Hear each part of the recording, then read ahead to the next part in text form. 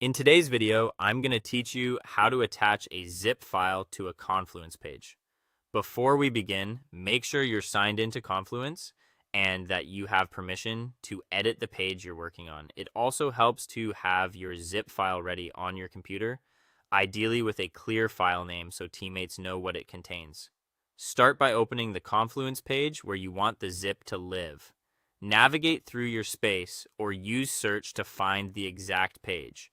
Once you're on it, enter edit mode by clicking edit. This ensures any files you add are associated with the current draft of the page and they'll be saved when you publish. Now, upload the zip. The quickest way is to drag and drop the file directly into the editor.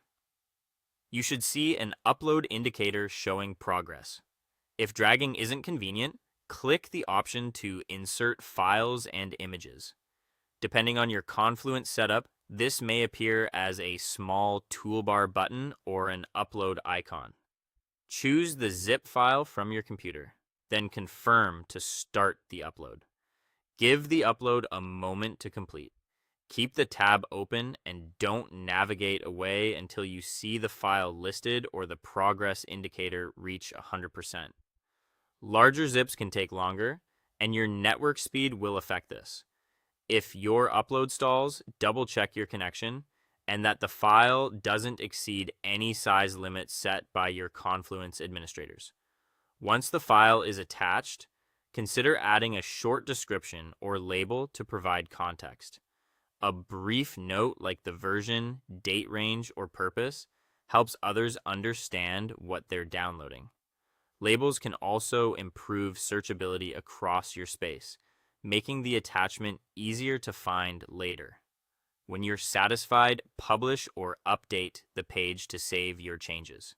This step is essential. If you close the page without publishing, the attachment may not be stored with the page. After publishing, your zip is officially attached and accessible to anyone who can view the page. Zip files typically don't preview in the browser, so expect users to download them to open the contents. If you want to double check, return to the published page and look for the attachment link in the content or in the page's attachments section. Click it to confirm the download starts as expected. If colleagues will rely on this file, you might also add a brief line in the page body that explains what's inside and who should use it. That's it. You've successfully attached a zip file to a Confluence page, kept everything organized, and made it easy for your team to access.